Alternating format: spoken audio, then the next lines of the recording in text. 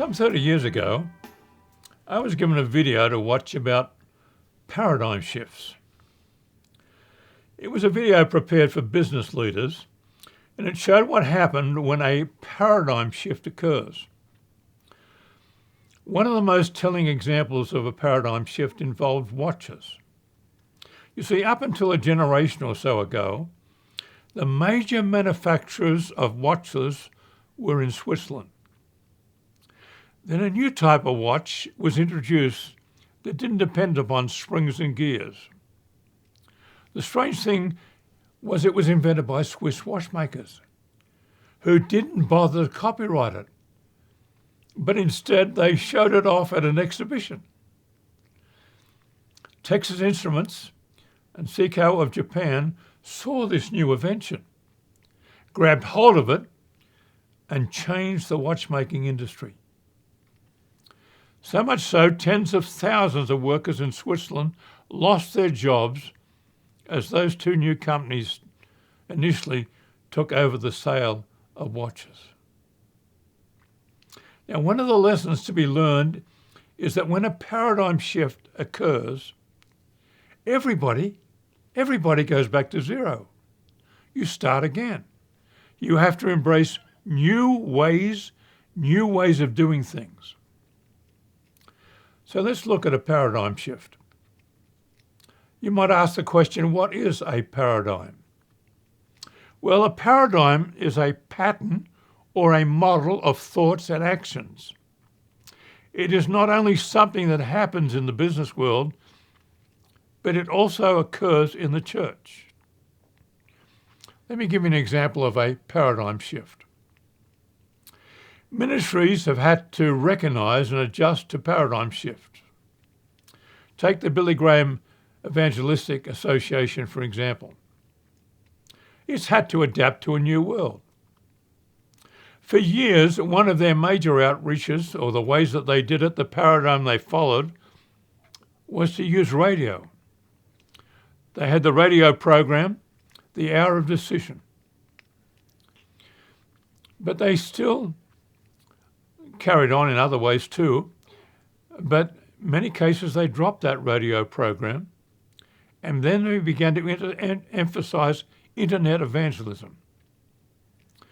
Their Peace with God internet evangelism program during 2020 received more than 6 million visits, and more than 1 million of the people who visited indicated making a decision for Jesus Christ. Recently, Will Graham conducted a meeting on the internet, and millions, literally millions and millions of people around the world turned into that program. So the Billy Graham organization took on a new paradigm, the internet. Now, paradigm shifts in the church.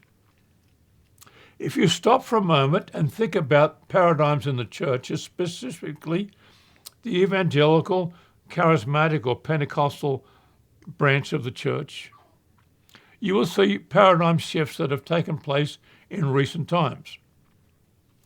Up until the 1960s, the paradigm for church life remained basically the same.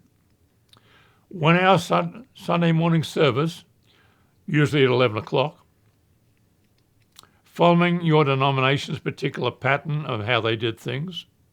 You sang hymns, and many churches had a Sunday night service as well. However, over the last 60 years, paradigm shifts have occurred approximately every 20 years. Take 1960s and 1970s. In the midst of the counterculture of the 60s, a new form of church life began to come forth with the emerging of the charismatic renewal and the Jesus revolution. This was particularly seen in the change in music and consequently worship. Spiritual songs replaced hymns. Guitars and drums replaced organs. In the midst of this, denominational churches initially didn't embrace a paradigm shift, and they lost members as people moved to these new churches. And the new evangelicals, as they sometimes are called, increased in numbers. And then in the 1980s and the 1990s, this period saw an emergence of what was sometimes called the seeker-friendly form of worship, pioneered by churches such as Willow Creek in Chicago, Pastor Bill Hybels, and Saddleback Church in California, Pastor Rick Warren. Rick Warren had a message of the purpose-driven life. The emphasis now was on the reaching out to the non-church people in the community beyond the walls of the church. Then you come to the 2000s and the 2010s. This period saw the emergence of many what I would call mega churches across the nation. You see, up until then, if you had a church of 1,000 people, you had a large church in the evangelical world. But now it moved beyond that to large megachurches. The largest megachurch at this time in America is Joel Osteen's church in Houston, Texas, with over 40,000 congregants. It was also the beginning of campus churches. Campus church is a church that is a main church that's linked by video to many campus churches across a given area. Now, when you start to look at the church structure, you need to remember this. Not always, but most times, a paradigm shift in the church affects the shape and the structure, not the essential beliefs of the doctrine or the doctrine of the church. It's the structure of the church. It relates to what we would call the wineskin and not the wine. Again, I'm not drawing attention to the various revivals that have taken place in the locations such as Toronto, Pensacola, and others. But these are usually for a short period of time and didn't change the structure of the church. Now, the 2020 onwards, what's going to happen? Well, we're now in the midst of the paradigm shift that will reshape the church to come.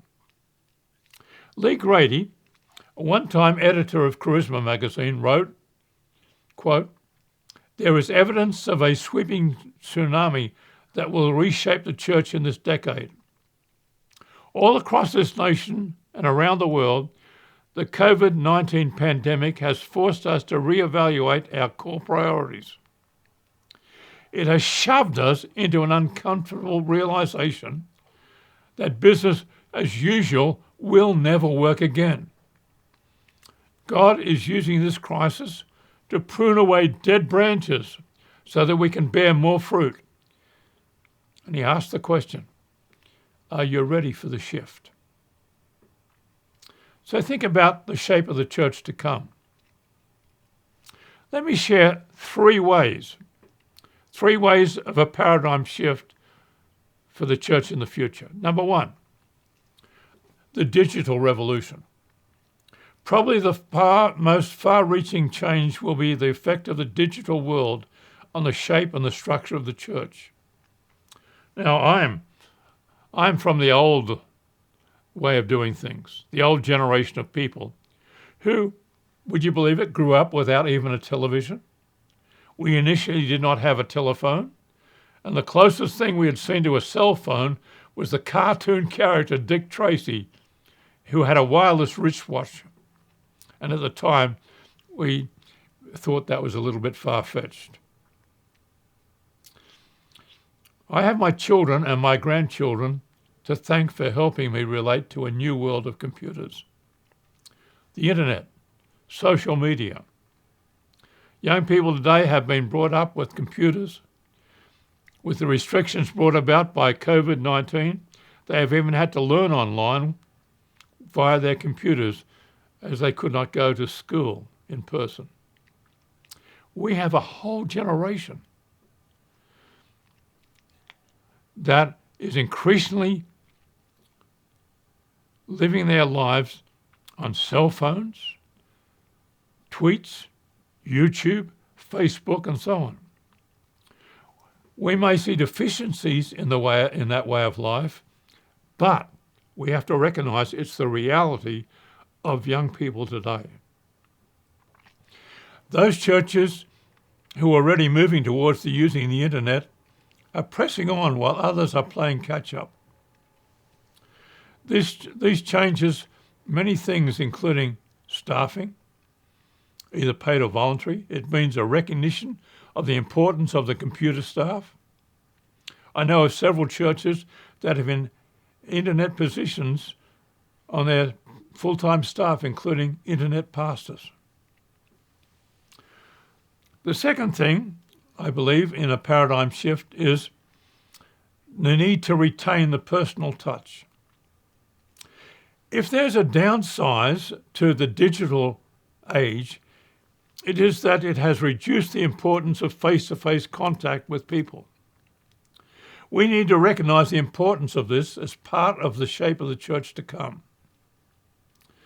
Lee Grady, in an article entitled "Get Ready for the Biggest Paradigm Shift Ever," writes this way: churches that already had strong small group ministry before the pandemic have thrived during this last year.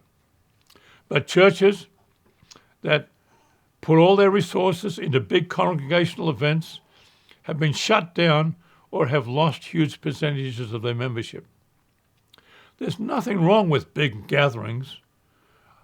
Lee Grady says, "I love to worship with a great crowd. People don't effectively grow, however, if they only have the input that comes from a monthly or a weekly 30-minute sermon. They need discipleship in a close-knit environment with supportive relationships." Now, the third point that I would make is this: there's a need to build a counterculture community. We live in a day and age where the values of the church are running foul of our present culture. It's becoming increasingly anti-biblical, anti-Christianity, and anti-Christian conservative values. In the days to come, the church will have to take a stand. Otherwise, it will be submerged in a secular society. Laws are being proposed that would significantly affect religious freedom. The family, as the basic unit of society, is under attack. The schools are now presenting curriculums on sexuality which is out of step with biblical values. The internet giants are censoring speech and conservative viewpoints, even to the point of banning Donald Trump and other conservatives from the Twitter. Christians are being considered enemies of the state. In many ways, we are living in days like that what happened in the 1930s as Nazi Germany began to rise in that country. By and large, the church has remained silent and left it to the politicians. The title of R. Edwin Lutz's book, "We Will Not Be Silenced," is a call for all true Bible-based believers to stand up. It's not too late. The church needs to be intentional in building a countercultural community. And I'm going to make this a subject of a future Langstaff letter. There are many other dimensions of the shape of the church to come, but there are three to start with. Just think about them: the digital revolution, retaining a personal touch through small groups, and building a counterculture community church. Bear in mind, we're considering the shape and the structure of the church. Many of the values of the church will remain the same, but the way that they are put into action will change. Core values and beliefs will remain, such as preaching, the need for teaching, fellowship, prayer, our life together, praise and worship, the sacraments and evangelism, etc. The leaders of the church will need to be led by the Spirit of God and how they are to put this all together. Also, we need to note that not all churches will make the change. Like the watchmakers in Switzerland, some churches, because of leadership, the leadership they have and the people in their congregation, just don't know how to handle changes. So let me finish with a closing thought. Thomas S. Rayner, in his book, The Post-Quarantine Church, writes, quote, The post-pandemic church may prove to be one of the most challenging seasons for the churches and leaders. Without a doubt, the world has changed. Without a doubt, Western culture has shifted, and it has shifted largely against the churches. Without a doubt, most church leaders have not been trained and equipped for this new season. Still, it is a season of opportunity. A season of opportunity. I want you to finish with the words of Isaiah 43, verses 18 and 19. He writes, "Do not remember the former things, nor consider the things of old. Behold, I'll do a new thing. Now it shall spring forth. Shall you not know it?" Remember this, what I always say to people, the best is yet to be. God bless you. Thank you for listening to the Langstaff Letter with Dr. Alan Langstaff. The Langstaff Letter is produced by Frontline Ministries, a ministry of Kairos Ministries. If you'd like to join a discussion about this edition, you can go to Dr. Langstaff's blog at kairosmin.org. We look forward to having you join us back again next week. And remember, the best is yet to be.